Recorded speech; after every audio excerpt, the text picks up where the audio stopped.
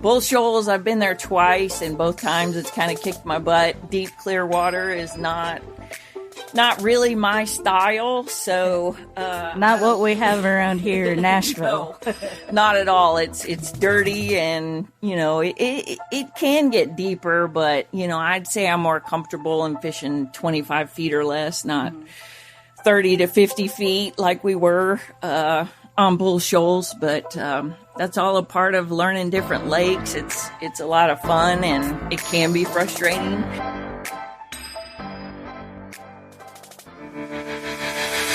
Welcome to the Woman Angler and Adventurer Podcast, inspiring real women with a passion for fishing in the outdoors to go get their adventure on. Now, here's your host, Master Captain Angie Scott. Welcome, everyone, to another episode of the Woman Angler and Adventurer Podcast. We just wrapped up the 2023 LBAA Women's Pro Bass Tour season. You'll hopefully listen to the episode from last week where we made the announcement about some of the changes that are going to be happening that are super exciting. And we'll see what 2024 is going to bring us. But I wanted to sit down real quick with our 2023 LBA Angler of the Year, Teri Cindric. She's right here in Tennessee. She's getting ready to head off and fish another championship tournament tomorrow. Well, the tournament's not tomorrow, is it? No, it's Saturday and Sunday. Yeah, so back-to-back weekends of fishing championships. But wanted to, kind of go back a little bit before we get into the season and just find out, like, how you got started in fishing and talk a little bit about your journey. Well, I actually found out about the WBT, the Women's Bass Tour that Academy sponsored, and I fished the last year of that as a co-angler and just kind of fell in love with it. I made the championship. I did well in some of the events, and I was just ate up with it, and then it folded. Academy pulled out sponsorship, and BASS also pulled out, so the women were kind of left without their own tour to fish, and that's when Secret and Cheryl started up the LBAA shortly after that. I think they had an introductory tournament that I wasn't able to make, but then I started as a boater in 2010, the first year of the LBAA, and I didn't really have a clue what I was doing or getting into. I showed up on Sam Rayburn, and I was a hot mess because a lot of the settings had changed on my GPS and I didn't realize it. And I was having a really hard time navigating, and Cheryl Bowden, pulled me aside and, gave me a pep talk and let me follow her around that lake and get some trails. And I did fairly well. I think I finished close to the top 10 in that tournament. And then from there, I've pretty much fished everyone for the last 13 years. I did take 1 year off, and I fished as a co-angler in the Central Bass Opens to see kind of what that was like and how it was ran. Wouldn't do that again as a co-angler, but maybe someday, if work ever slowed down, I'd enter as a boater. But it's been a fun, long journey with the LBAA. I've come a long way, and winning the Angler of the Year this year was just a great way to kind of not end my career, but possibly end, wrapping up the travel fishing for a while. I finished second in the Classic, and I lost by one fish that, I definitely lost a few in the tournament, as I'm sure everybody else did, but would have made a difference, and I never dreamed I'd finish that well. So Bull Shoals, I've been there twice, and both times it's kind of kicked my butt. Deep, clear water is not really my style, so not what we have around here in Nashville. No, not at all. It's dirty, and it can get deeper, but I'd say I'm more comfortable in fishing 25 feet or less, not 30 to 50 feet like we were on Bull Shoals. But that's all a part of learning different lakes. It's a lot of fun, and it can be frustrating. But this time I was determined to learn how to drop shot. I kept seeing the bigger fish out. They're waiting. They were staging in these treetops. At least that's what I found. And I broke out the Lowrance Active Target 2 and had never really video game fished. And I spent the majority of the 4 days of practice teaching myself how to do that. And it definitely paid off in the tournament. I caught some really key fish out of those trees. In the morning, I could get one or two, good smallmouth or largemouth, off of bluffs or possibly shallow in the bushes. And then about 10 or 11 o'clock, that bite, kind of died. And that's when I started running to the trees and drop shotting and was able to pick up some pretty key spotted bass doing that. And the last day, I actually caught a pretty good largemouth out of my magic tree. So cool. Well, I tried that a little bit. This year I didn't have forward-facing sonar on the boat.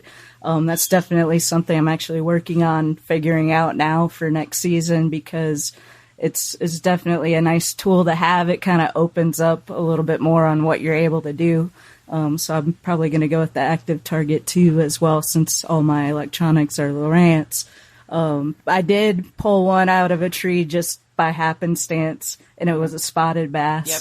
And that was the one that Robbie had to fizz for me. So yeah, I also got a crash course. I had asked Linda Gessner, who won the tournament. She's a friend of mine, and I was just kind of reviewing. I had watched a few videos, and I think Barb Elliott, I had bought an actual fizz kit that she sells where you fizz them in the side. And I tried to do that because all the fish I was pulling out were probably 30 feet, and they all needed to be fizzed. I was able to borrow a needle. I'm more comfortable through the mouth, but the last time here in Tennessee when I fizzed a smallmouth, I guess I let too much air out of it. So I think it was on its way to not surviving anyway, because the smallmouth around here, when it's really hot, they don't do well in the live well. So I was kind of a second ditch effort to save it, and I think I ended up letting too much out, and of course they'll sink and die. So I was really weary of fizzing my fish, but this tournament I absolutely had to, and was able to do it just a little bit at a time, and now I'm back to being comfortable with it. Awesome. Do you have the weights as well? Yeah, I used the fin clips in my live well, and I gave them a little time to rest. I put the fin clips on them, but several of them were still, those spots had these big pot bellies, and they would eventually float up. So I would fizz them a little bit, leave them alone, open back up the live well, make sure that they, a couple of them would be okay with just a little amount of air being released. And then a couple of them I had to fizz multiple times, but all my fish survived, went back in the lake, and, overall it was a good experience for me. Yeah. Sounds like it. Well, I do want to just kind of stress the importance of anybody who fishes, especially deep, to learn the process of fizzing, because it's something that opened my eyes this tournament, because I didn't plan on catching one deep, and it just kind of happened. And so it's really important for everybody to know how to do to take care of the fish. And Robbie was an awesome fizzer. Like, she really showed me she's very delicate and showed me the process. So, she just let a little bit out at first and then kind of give it a minute and see how it's doing. Because like you said, you don't want to let too much air out. So really appreciate Robbie taking the time to do that and show me that process. So I'm going to get me some fizz needles and some fin clips and be more prepared next time. Yeah, Secret York, actually, I had one that was still kind of floating on day one, and we were waiting at the tanks, and she fizzed it, and I actually watched her exactly what she did. So I would recommend either watching somebody. I tried to watch videos and do the side fizzing, and it's just a little more complicated. And the needle that actually came in Barb's kit, these fish were bigger, and the spotted bass, their mouth is smaller, so it was hard to get these tiny little needles in. So I actually borrowed a bigger needle at the weigh-in and used it the last 2 days. There's some good videos out on YouTube if you just kind of Google how to fizz a bass or a spotted bass. Fizzing in the side is a little different for each fish, like what location for a spot and a smallmouth and a largemouth. So there were some good videos on that. And fizzing in the mouth, you kind of open their mouth, you look for the two crushers that are right in the middle, and I did it right off to the right-hand side of that crusher, and you just stick the needle in, put the fish down in the water, and let it bubble maybe 10 seconds. And then let it rest and see if it did the trick. And if not, do the, kind of repeat the process. Yeah, that's the way Robbie did it. And that would seem to me to be the most easy way to do it rather than learning the specific locations on the different fish and counting the gills. Yeah. Might be a bit more challenging to do. I know Travis Birch, I think, is who you got the needle from. He told me the other day he actually just buys them in bulk from Tractor Supply. So doesn't have to be a special, fish fizzing needle. It's just, and it worked just fine. So, but I heard Barb Elliott's kit is really, really good too. So if I can find a link to that somewhere, if it's still around, I'll put a link to that in the show notes. Would you like fishing and hunting information and tips from experienced outdoors women? Want to learn more about outdoor gear that works for you? Want inspiration and try to find something new in the outdoors? Then subscribe to Adventurous, the only women's hunting and fishing magazine.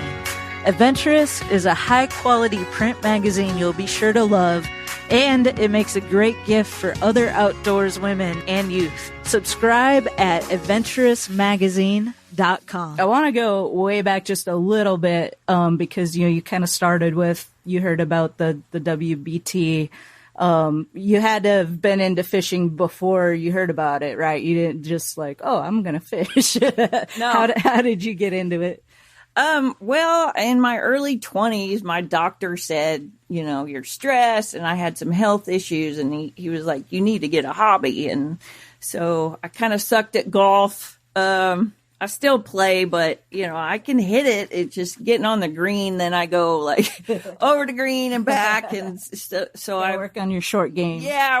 I wasn't real great at that. So I had a little reservoir by my house. It was called the Eagle Creek Reservoir in Indiana.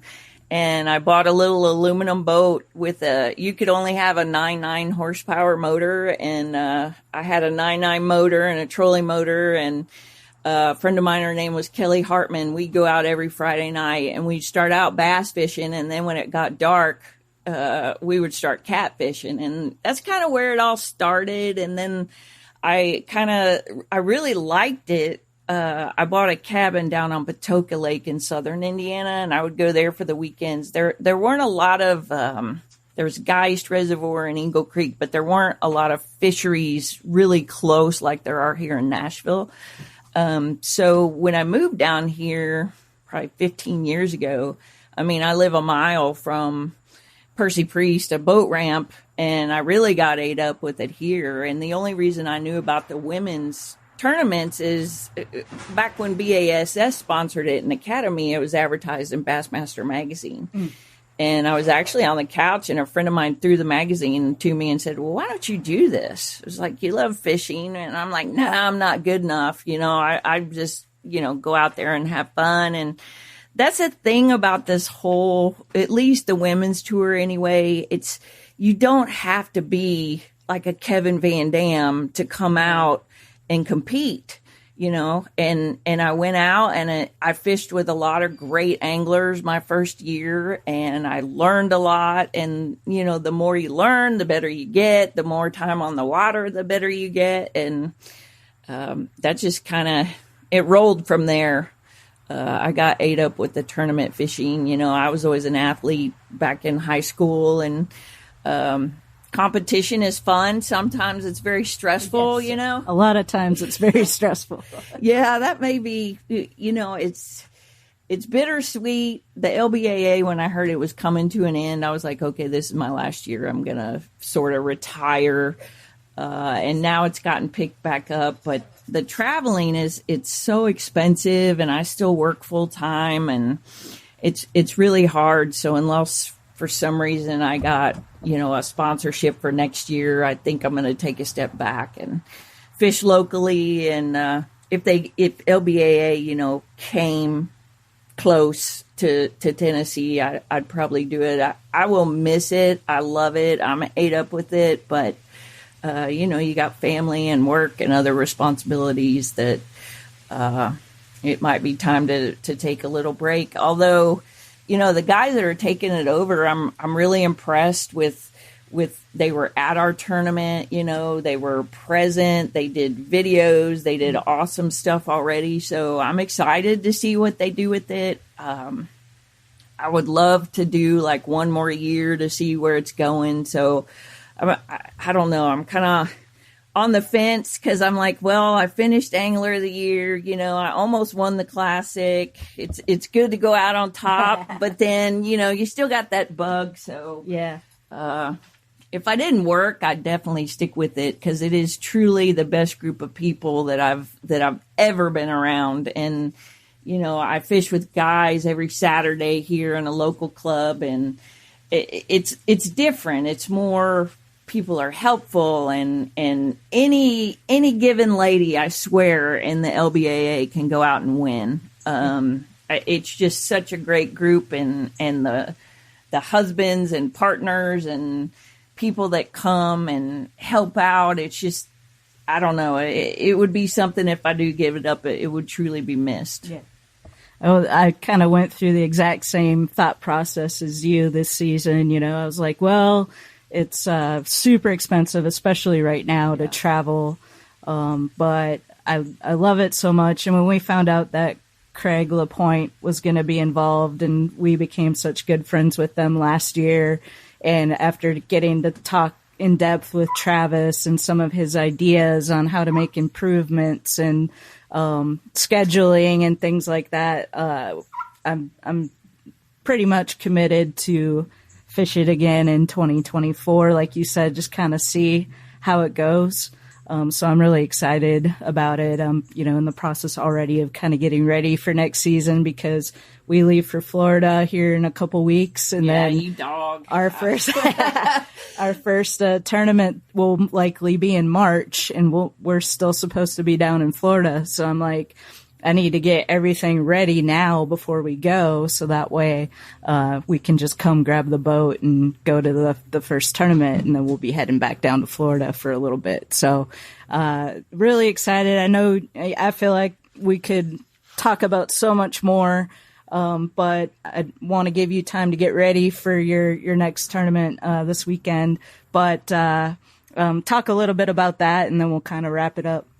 Well, I fish every Saturday. It's a team tournament format, which is kind of nice because it's your 5 best between the team, So what I find is either one day I'm on and, I'm hammering them, or my fishing partner's name is Steve, he's on and he's hammering them, or it's a different way to fish. A lot of times I'm in the back of the boat, so he's the tournament director. So a lot of times we take his boat, and it's been an adjustment because he fishes a little bit different than I do. Our championship is on Wheeler in Alabama, which I have never fished. I did get a little bit of local knowledge from one of the ladies on the LBAA, told me a couple areas to try. So we're going to get up real early tomorrow and head down there and have a day of practice. And we won it last year. It was on Chickamauga, and Steve and I pulled it out. Everybody was fishing frogs, and we were actually fishing jigs in like thick hydrilla and just busted them up doing that. So hopefully a jig works. That's my tool of choice, is pretty much a jig or a shaky head anywhere I go in the country, although drop shotting now it was fun, I guess, but it's also frustrating in that you see like